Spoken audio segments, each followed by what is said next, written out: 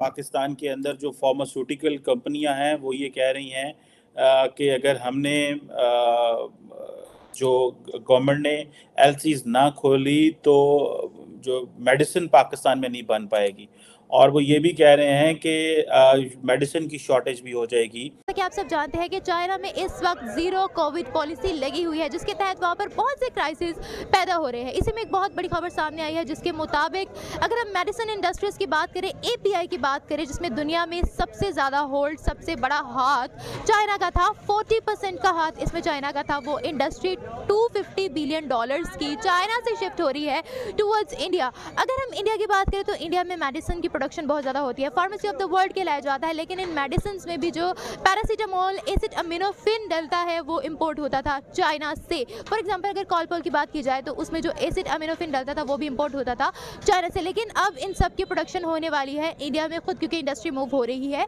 India में। जय हिंद दोस्तों, पाकिस्तान ब्रेकिंग न्यूज चैनल में आप सभी का हार्दिक स्वागत।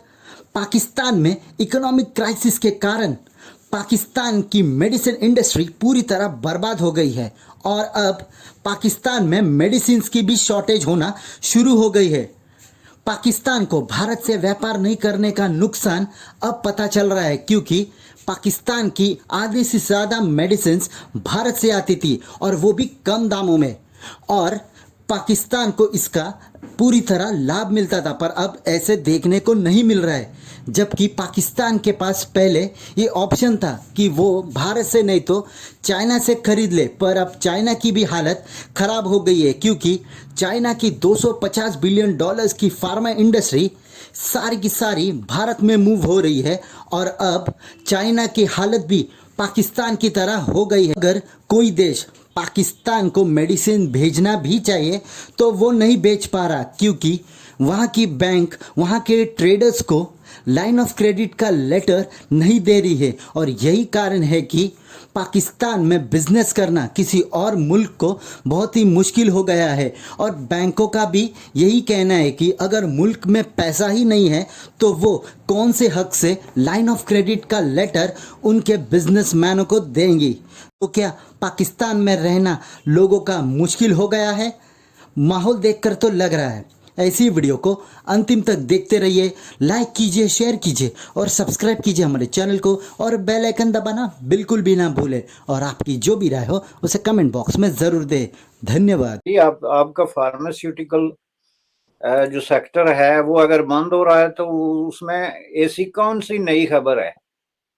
तो मुझे बताएं ना कि जब आपका टॉप पॉलिटिशियन और आपका जो टॉप जो एलीट है आपकी सोसाइटी का, वो जो है जाली अद्वियात में मुलव्वस है और आप वो खबरें छुपाते हैं, आपका मीडिया उसको वो नहीं कर सकता। आप अपने पड़ोस में देखें, इंडिया का जो फार्मास्यूटिकल इंडस्ट्री है वो इंटरनेशनली इस वक्त, मेरे पास तो स्टैट्स नहीं है लेकिन मुझे यकीन है कि वो एक पहले या दूसरे नंबर पे आ गई है। आप किसी शॉपर ड्रग मार्ट पे, फार्मेसी पे, किसी स्टोर पे चले जाएं, आपको जो है वो सारी अद्वियात इस तरीके से मिलेंगी जो बहुत बड़ी महंगी तरीन लाइफ सेविंग किस्म की मेडिसिन है, वो इंडिया से आती है। तो इसका मतलब एक ट्रस्ट है हो गया ना, एक क्रेडिबिलिटी हो गई कि भाई इस मेडिसिन पे यहाँ के जो ड्रग इन्फोर्समेंट एजेंसीज हैं वो ट्रस्ट करते हैं, उन्होंने उसको ट्रस्ट किया और उसको पास किया। तो पाकिस्तान में ये बात खबरों में नहीं आती, चूंकि आपके अखबारात बहुत ज्यादा जो है वो हैंडल होते हैं, लेकिन पाकिस्तान से जहां कहीं भी कोई दवाई जाती है तो उसके साथ 2-4 महीने बाद खबर आती है जी कि इसके साथ ये मसला था, के साथ ये चीज थी। अब ये आपकी जो है एक तरफ तो दावे हूं कि जनाब हम दुनिया के नेकोकार और पाकीज़ा तरीन लोग हैं और चोजन पीपल ऑफ गॉड हैं, तो हम तो बिल्कुल जनाब कोई गलत काम कर ही नहीं सकते। और दूसरी तरफ आपकी जिंदगी के हर मामले में इस तरह का प्रॉब्लम हो कि ना आप बिजनेस क्रेडिबिलिटी है, ना ट्रेड एंड इन्वेस्टमेंट पे कोई बिलीव कर सकता है। कितनी दफा आप देखें गवर्नमेंट ने ये बॉन्ड्स और ये इंटरेस्ट, हाई इंटरेस्ट रेट पे जो स्कीमें निकाली और फिर लोगों के पैसे खा गए या उनको मना कर दिया।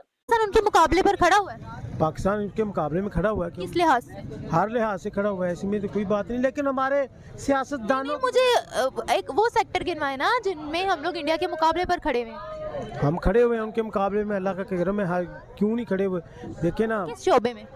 हर काम में खड़े हुए हैं। ये देखें हमारे इंडस्ट्रीज हैं, हर चीज़ है, लेकिन अपनी इंडस्ट्रीज है हमारी, अपनी इंडस्ट्रीज है हमारी। है हमारी, क्यों नहीं इंडस्ट्री? कौन सी अपनी है? बड़ा बड़ा बड़ा इंडस्ट्री के साथ। अपनी इंडस्ट्री कौन सी है?